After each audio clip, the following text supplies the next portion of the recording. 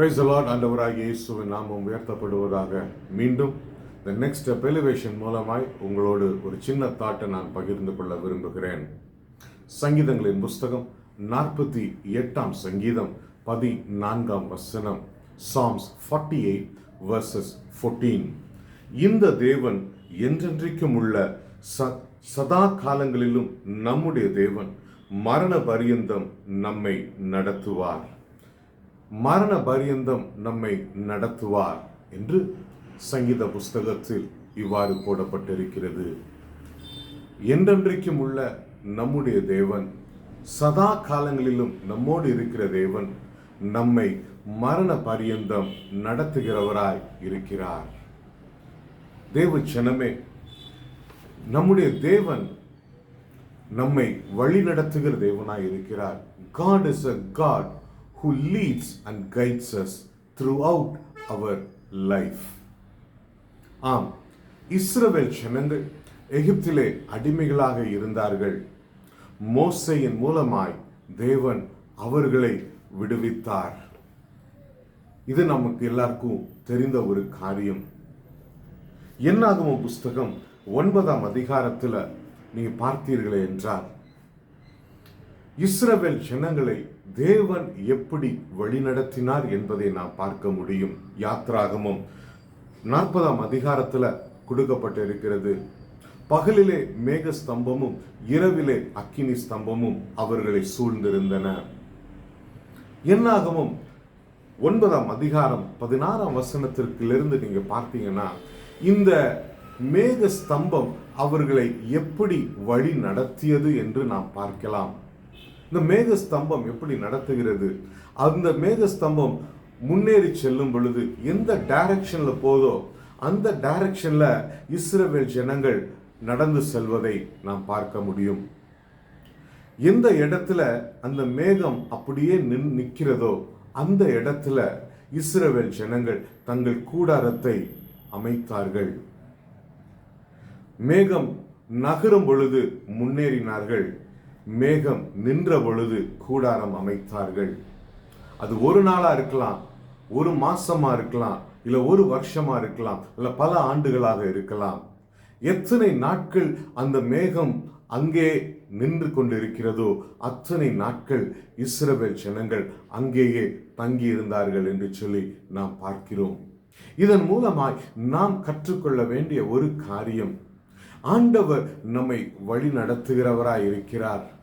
நெருக்கத்திலும் சரி, வாழ்விலும் சரி, தாழ்விலும் சரி, உயர்விலும் சரி, தேவன் நம்மை வழி நடத்துகிறவராய் இருக்கிறார்.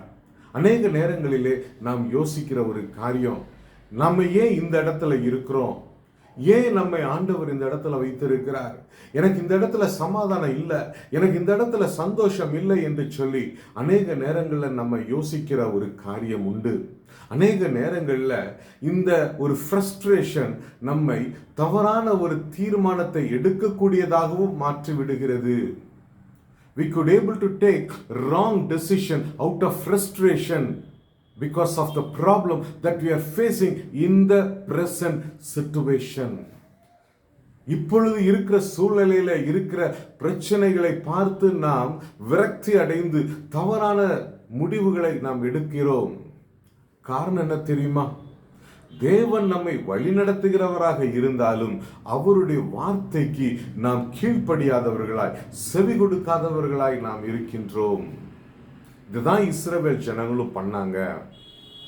அருமையான தேவ ஜனமே, நம்மை வழி நடத்துகிற தேவன், it is a promise that God has given to us.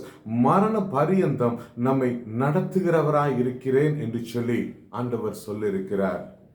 அப்போ அவர் நம்மை நடத்தும் பொழுது, அவர் நம்மை கைட் பண்ணும் பொழுது, நம்மளுடைய சுய புத்தியில நம்ம ஏன் அநேக தவறான தீர்மானங்களை எடுக்கிறோம்? கிறிஸ்துவுக்குள் அன்பான தேவ ஜனமே, நம்முடைய தேவன் நம்மை எங்கே கொண்டு செல்ல வேண்டும் என்பது அவருக்கு தெரியும்.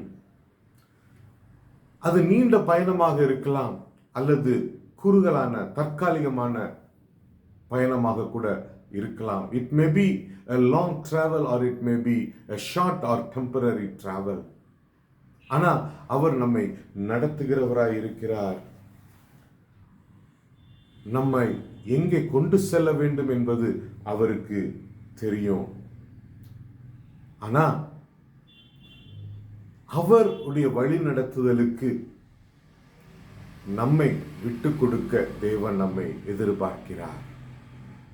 God is expecting us to surrender ourselves to the Lord so that He can lead and guide us. So that He can lead and guide us.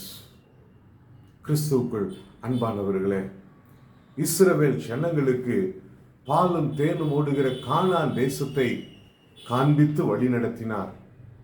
ஆனா அவர்களுடைய முரட்டாட்டம், கீழ்ப்படியாமை, அந்த தேசத்திற்குள் அநேகர் செல்ல முடியாததை நாம் பார்க்கின்றோம். இன்னைக்கு நம்முடைய வாழ்க்கையிலையும் மரண பரியந்தம் நம்மை நடத்துகிறேன் என்று சொன்ன தேவன் நம்மை நடத்துகிறவராய் இருக்கிறார். நாமோ அவருடைய வார்த்தைக்கு கீழ்ப்படிந்து செவி கொடுத்து அந்த மேக ஸ்தம்பத்தின் பாதையிலே நாம் செல்கிறோமா என்பதை சிந்தித்து பார்க்க வேண்டும். ஒரே ஒரு வசனத்தை நான் சொல்லி நான் முடிக்க விரும்புகிறேன். சங்கீதங்களின் புஸ்தகம் 32 சங்கீதம் 8 சொல்லுகிறது, நான் உனக்கு போதித்து நீ நடக்க வேண்டிய வழியை உனக்கு காட்டுவேன், உன்மேல் என் கண்களை வைத்து உனக்கு ஆலோசனை சொல்லுவேன்.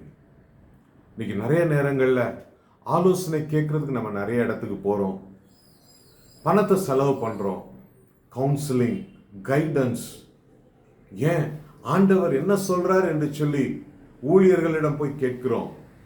தவறு அல்ல. ஆனா உண்மையிலேயே ஆண்டவர் சொல்லுகிற ஒரு காரியம் நமக்கு எதிர்மறையாக இருக்கும் பொழுது ஆண்டவருடைய வார்த்தைக்கு நாம் கீழ்ப்படுகிறோமா, அல்லது இது சரியில்லை நம்ம இன்னொருத்தர்கிட்ட போய் கேட்போம் அப்படின்னு சொல்லி நம்ம போறோமா? நம்மை வழி நடத்துகிற தேவன் மேபி இன்னைக்கு நம்ம இருக்கிற இடம் ஒரு ஒரு முட்கள் போன்று காணப்படலாம், ஒரு கடினமான பாதையாக காணப்படலாம், கண்ணீர் நிறைந்த பாதையாக காணப்படலாம், சோர்வுகள் நிறைந்த பாதையாக காணப்படலாம். ஆனா ஒரு விஷயம் மட்டும் புரிஞ்சுக்கோங்க, நம்மை மரண பரியந்தம் நடத்துகிறவராய் இருக்கிறார். ஃப்ரம் ஒரு தாயின் கருவிலே தோன்றின நாள் முதல் நாம் கல்லறைக்கு போகும் வரைக்கும் நம்மை வழி நடத்துகிற தேவன் நம்முடைய தேவன். இதை நாம் மறந்து விடக்கூடாது. மட்டுமல்ல, அவர் சொல்லுகிற ஒரு காரியம், நான் உனக்கு போதித்து நீ நடக்க வேண்டிய வழியை உனக்கு காட்டுவேன். I will teach you, I will guide you where you have to go. அருமையானவர்களே, நீங்க வேலை பார்க்குற இடத்துல உங்களுக்கு பிரச்சனை இருக்கலாம். ஒரே ஒரு நிமிஷம் கண்ணில் மூடி ஆண்டவர்கிட்ட சொல்லுங்க, ஆண்டவரே நான் வேலைக்கு வந்திருக்கிறேன். If it is thy will, let thy will be done. நான் மனுஷனை நம்பி நான் வேலைக்கு போல, மனுஷனை நம்பி அந்த வேலையை நான் எடுக்கல, மனுஷனை நம்பி அந்த ப்ராஜெக்டை நான் எடுக்கல. மேபி இந்த நிமிஷம் வரைக்கும் நீங்க மனுஷனை நம்பி எடுத்திருந்திருக்கலாம். ஆனா ஆண்டவர்கிட்ட ஒப்பு கொடுங்க. ஐ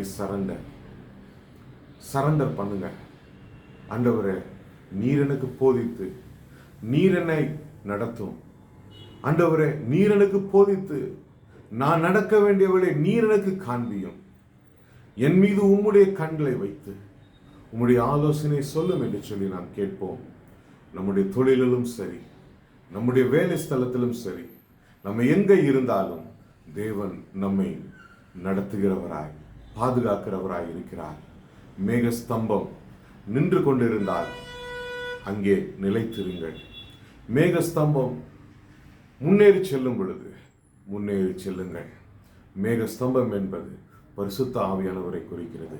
பரிசுத்த ஆவியானவர் உன்னை நிற்கச் சொல்லும் பொழுது நீங்க அந்த இடத்துல இருங்க. பரிசுத்த ஆவியானவர் உன்னை ப்ரொசீட் பண்ணுன்னு சொல்லும் பொழுது ப்ரொசீட் பண்ணுங்க. Just listen to the word of God and obey. God bless you.